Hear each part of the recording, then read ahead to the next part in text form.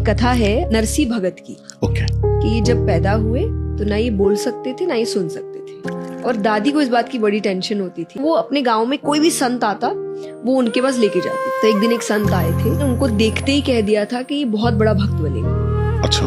उनकी दादी ने रिप्लाई किया था कि जो बोल नहीं सकता सुन नहीं सकता वो कहाँ से भक्ति करने वाला। तो संत ने उनको अपनी गोद में बिठाया, नरसी जी के कान में बोला, बोलो राधा कृष्ण। और वो कहते ही नरसी जी ने पहले शब्द कहा राधा कृष्ण। और उस दिन के बाद उनके मुख में सिर्फ राधा कृष्ण बस गया था। उन्होंने भगवान की ऐसी भक्ति करी कि भगवान ने उनको बहुत धन दिया। इतना धन दिया था, कहते हैं कि 12 पीढ़ी बैठ के खा सकती थी। पर उस बीच उनकी एक बेटी हुई, नानी बाई। उनकी शादी उन्होंने बहुत बड़े घर में की। पर उसके बाद नरसी जी के पैसे खत्म हो गए, और पैसे खत्म हो गए तो नानी बाई के ससुराल वालों ने नरसी जी के साथ रिश्ता ही खत्म कर दिया। और इतने समय तक रिश्ता खत्म किया कि नानी बाई ने अपने पिता को अपनी शादी में देखा, और फिर सीधा नानी बाई की बेटी हुई। उस बेटी की शादी पक्की हो चुकी है। उसकी शादी में मायरा भरा जाता है। मायरा एक रिचुअल है कि मामा लोग आके देते हैं, चुनरी उड़ाते हैं अपनी बहन चूड़ा को, देते हैं, तो उसको मायरा कहते हैं। ससुराल वालों ने इतने साल मिलने तक नहीं दिया नानी बाई को। उसने पिता का चेहरा नहीं देखा, कुछ नहीं। तो उन्होंने एक पत्रिका भिजवाई, जिस पत्रिका में लंबी लिस्ट गई थी। सोने का ये जाएगा, सर से पैर तक हीरे के जेवर आएंगे नानी बाई के लिए, ननद के लिए ये, यहाँ तक कि जो सिक्योरिटी गार्ड है उस समय उसके लिए सोने के तीर मंगवाए।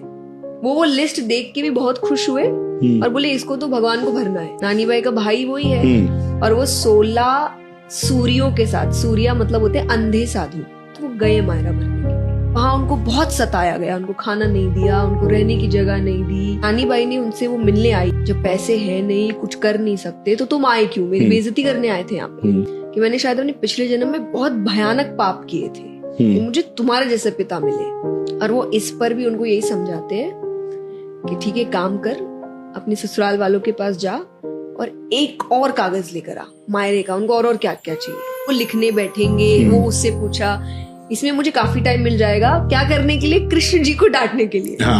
अच्छा। उसमें कृष्ण जी को डांट रहे हैं।